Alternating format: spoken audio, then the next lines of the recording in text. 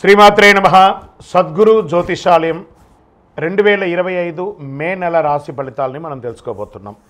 మా ఛానల్ ద్వారా చూస్తున్నటువంటి ప్రేక్షక మిత్రులందరికీ కూడా శుభాభివందనాలు. మా ఛానల్స్ బాగా చూస్తున్నారు, ధన్యవాదాలు. కానీ సబ్స్క్రైబర్స్ అనేవాళ్ళు కొంచెం తక్కువగా ఉన్నారు, కొంచెం సబ్స్క్రైబ్ చేయండి.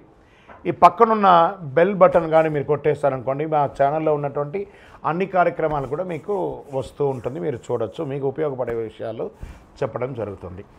కమింగ్ టు జాతకం. జాతకం అనేది పడుతున్న వర్షానికి ఒక గొడుగే కానీ జాతకం జీవితం కాదు. మేము చెప్పే ఈ రాశి ఫలితాలు గోచార గ్రహస్థితులను దృష్టిలో పెట్టుకొని చెప్తున్నాం. ఇది మీ యొక్క వ్యక్తిగత జీవితానికి ఒక 30% నుంచి 40% మాత్రమే వర్తిస్తుంది. మీరు పుట్టినప్పుడు ఉన్నటువంటి ఆ లగ్నము, ఆ నక్షత్రము, ఆ పాదాన్ని బట్టి మీ యొక్క సంపూర్ణ జాతకం అనేది తెలియబడుతుంది.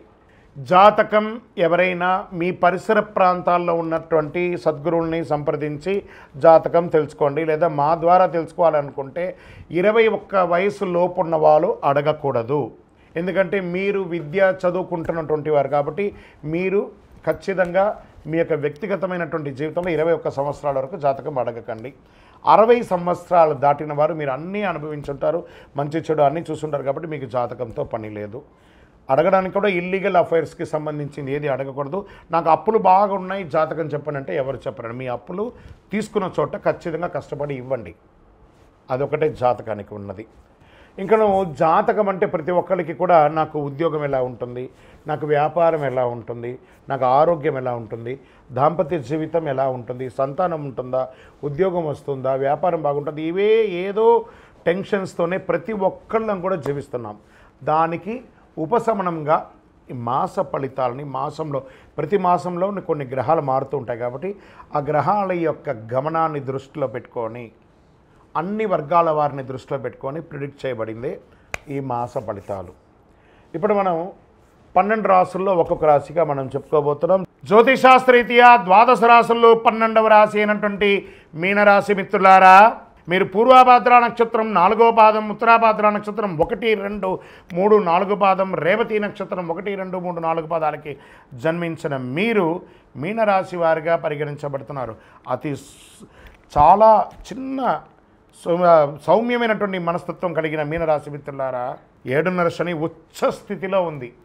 మీలోకి వచ్చి కూర్చున్నాడు శని భగవానుడు.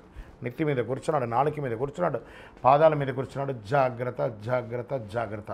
మీకు ఈ యొక్క శరీరానికి సంబంధించినటువంటి వస్తువులు కొనుక్కోవడం, లేదా ఈ యొక్క ఫేషియల్కి సంబంధించి కెమికల్ రిలేటెడ్గా కొనుక్కునేవి, ఆభరణానికి సంబంధించినవి లేదా అలంకార వాటి వల్ల రియాక్షన్స్ వచ్చే అవకాశాలు ఉంటాయి.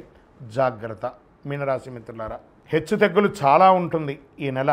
నిదానంగా ఆలోచించి నిర్ణయం తీసుకోండి.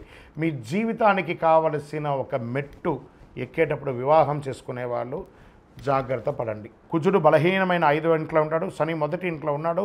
రాహుకేతు శనిగ్రహాలు ఈ నెల మొదటి భాగం నుండి 2వ సగం ఉపశమనం అందిస్తున్నారు. కొత్త ప్రయత్నాలు పూర్తిగా మానుకోండి. అధికంగా ఏ ఇబ్బంది ఉండదు, ఇబ్బంది పెద్దగా ఉండదు, కానీ జాగ్రత్తగా ఉండండి. సహోదరులతో ఖర్చులు రావచ్చు. ఎలక్ట్రానిక్ గూడ్స్ కొనే అవకాశం ఉంది. ప్రభుత్వ సంబంధిత పనులు జాప్యం జరగవచ్చు. అకారణ ఖర్చులు జరిగే అవకాశాలు ఉన్నాయి. వివాహం కాని వారికి ఇది ఒక మంచి సమయం. సంతాన భాగ్యం కోసం ప్రయత్నం చేసే వారికి చాలా మంచి సమయం. వ్యాపారులకు ఇది మంచి అనుకూలమైనటువంటి నెలగా చెప్పచ్చు. ఎందుకంటే గురు బాగున్నాడు. సమస్యలు కూడా వచ్చే అవకాశాలు కూడా ఉన్నాయి. కొత్త ప్రయత్నాలు ఏది ప్రారంభించకండి. బాగా ఆలోచించే నిర్ణయాలు తీసుకోండి. పెద్దవాళ్ళ సలహా తీసుకోండి. మీకు మాత్రమే తెలుసు అనుకోకండి, మీకు కూడా తెలుసు అనుకోండి. ఇది బాగా నోటీస్. మళ్ళీ చెప్తున్నాను, మీకు మాత్రమే తెలుసు అనుకోవడం అహం, మీకు కూడా తెలుసు అనడం సబ్జెక్ట్ నాలెడ్జ్. దాని ప్రకారంగా మీనరాశి వారు తెలుసుకోండి. ఉద్యోగం చేసేవారికి పై అధికారం నుండి, కింద పని వాళ్ళ దగ్గర నుండి సపోర్ట్ దొరుకుతుంది. ఉద్యోగం చేసే స్త్రీ పురుషులు యోగం, చాలా యోగం, అద్భుతమైనటువంటి యోగం ఉంటుంది. వ్యాపారం చేస్తే స్త్రీలకి, ఎంటర్ప్రెనర్కి ఉన్నతమైనటువంటి అవకాశాలు రాబోతున్నాయి. ఇతరుల విషయంలో జోక్యం చేసుకోకండి. ఇతరులు మీ విషయంలో జోక్యం కాకుండా చూసుకోండి. విద్యార్థులు మీరు కోరుకున్న విద్య చదవడం చాలా శ్రమించవలసి ఉంటుంది. చదువు కోసం ప్రయత్నం చేస్తే వాళ్ళు విదేశీ చదువు కోసం కాస్త వెయిట్ చేయండి. వృత్తి వ్యాపారాల్లో ఒడిదుడుకులు ఉన్నాయి, గృహ నిర్మాణ పనులు కాస్త మందగించే అవకాశాలు కనబడుతున్నాయి. రియల్ ఎస్టేట్ వారికి మిశ్రమం. కోర్టు కేసులు కాస్త వాయిదా పడే అవకాశాలు ఉన్నాయి, లేదా కొన్నిసార్లు అపజయం అయ్యే అవకాశాలు కూడా ఉన్నాయి. కొత్త ప్రయోగాలు ఏది ప్రారంభించకండి. ఆర్థికంగా అనవసరమైనటువంటి ఖర్చులు, వాగ్దానాలు చేయకండి, ఇబ్బంది పడతారు. ఆరోగ్యం చాలా జాగ్రత్తగా ఉన్నాయి. యాసిడిటీ లేదా అజీర్ణం ఇలాంటివి కూడా కొంచెం అవకాశాలు ఉన్నాయి. జాగ్రత్త. కాలేయ సంబంధిత వ్యాధులు కూడా వచ్చే అవకాశాలను జాగ్రత్త పడండి. రాజకీయ నాయకులకి ఇది ఒక గడ్డు కాలం. సైలెంట్గా ఉండండి. ప్రజాక్షేత్రంలో వెళ్ళేటప్పుడు ఎంతలో ఉండాలో అంతలోనే ఉండండి. తస్మాత్ జాగ్రత్త. దస్తావేజులు జాగ్రత్త. షేర్ మార్కెట్ అస్సలు ముట్టుకోకండి. వ్యవసాయదారులకి మిశ్రమం.